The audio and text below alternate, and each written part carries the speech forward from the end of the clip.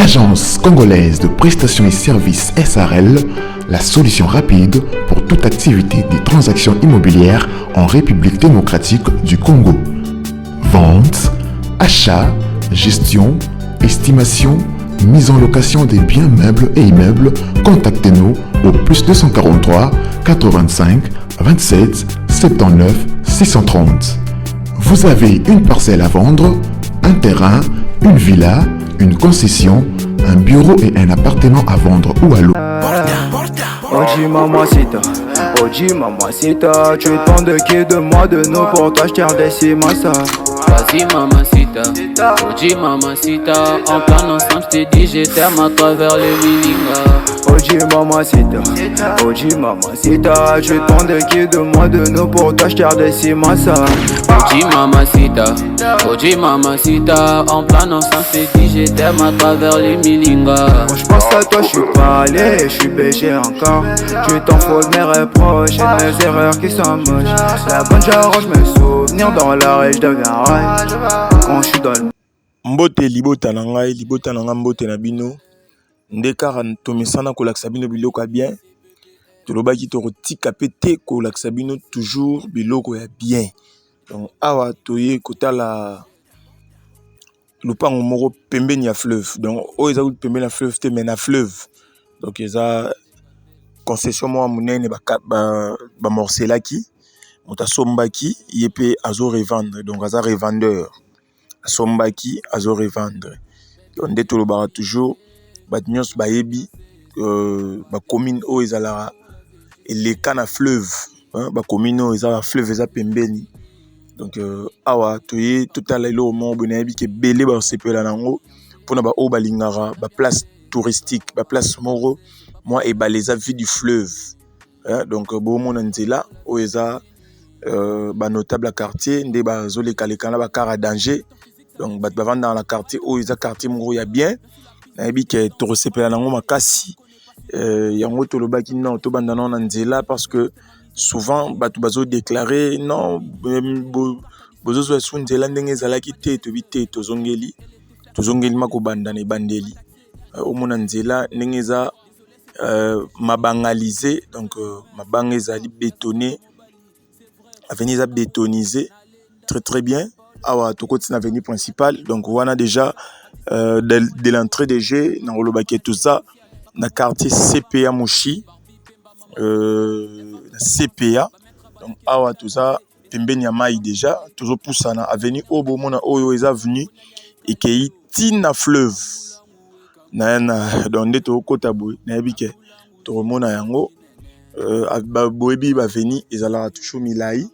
Donc oyo eza ba avenue moko tout droit ti na fleuve, donc oyo eza ba place moko ya bien kotonga eloko moko bozwa mpepa mai mpepa fleuve. Donc so tongi likolo ba voisin, donc au mona mamo fleuve ndenge ezali au mona vue du fleuve elengi ya nature. Donc voilà un peu lupango ndenge ezaleli. Donc wana tozo avancer tozo poussana toni tokoma déjà. Donc awa toana commune ya Mongafula quartier CPA Moshi au bord du fleuve, donc pembeni ya fleuve vue du fleuve. Donc wana a tokomi déjà presque pembeni place mutuka etelemi oyo eza troisième parcelle avant okoma fleuve. Donc wana tokomi déjà lupango yango na gauche tokota na lupango voilà. Donc ndako oyo tomonaki en face place Jeep ebimaki yango wana. Donc awa toye kotala lupango oyo lupango moko très bien, très plat, très calme, quartier bien, quartier moment ezali to bima sou libanda to retala lisusu avenue. Donc so contenir bomoni avenue Suki, donc oyo eza lupango suka ekiti tina fleuve portail rouge tout ça awa avenue oyo toyelaki yango oyo to expliquer ce que lupango esike bandi na ndenge lupango esika esukeli ba dimension. Voilà. Awa toana lupango ebandi na colonne oyo tokei ti dans tolobi ke bat basombi ti na fleuve kuna nyonso be concession bat basombi déjà et tikalika om ta somba ka oteka ti awa ndako oto mona na ba robuka et peut ça peut servitude pour na bat o baza na 4 concession donc wana a to koti dimension totale wana eza 10 mètres et kei ti na fondation oto mona liboso awa et peut si biso 10 mètres sur 15 10 mètres sur 15 bon mona fleuve yango wana donc eza mapango ebele tina ba seniors bomona ba mabanga ba sombi ba onos bomona na siona ba zelu eza place ba sombi dans tout zoomé place na telemi awa oyo place mabanga o ezali eza avenue oyo ko bima place na lobito ba robuka ndako wana donc etsikalika lupango oso esombami ba buki ndako wana parce que ba faut ba daba bande misala na bango donc eza que oyo 10 mètres sur 15 ou batiango $28 000 à discuter. Dans le bien 10 mètres sur 15 au bord du fleuve. $28 000 à discuter. Et à part ça, le pango oyo, mobimbana yango ezali. Donc, koleka place fondation automone ezali. Et ketina mur au place to kende liboso wana. Et puis ça biso 10 mètres sur 27. 10 mètres sur 27.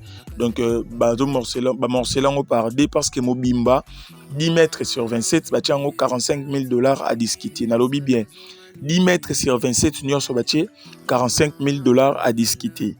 Et puis, ce qui est lobby morcelant par D, donc, bon, on a fleuve n'engeza, on a attendu toutes ces explications, donc, auto-zoomé, mais na scène, abisso, bon, on a que, mapangu ezali, bon, on a basali ba fondation, tout là.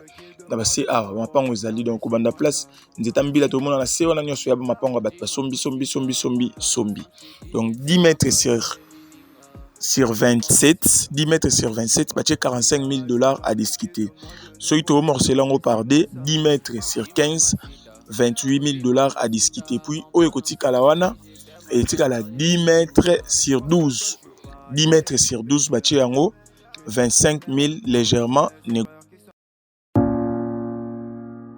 Ah, bébé, attends. L'agence congolaise de prestations et services SARL, la solution rapide pour toute activité des transactions immobilières en République démocratique du Congo. Vente, achat, gestion, estimation, mise en location des biens meubles et immeubles. Contactez-nous au +243 85 27 79 630.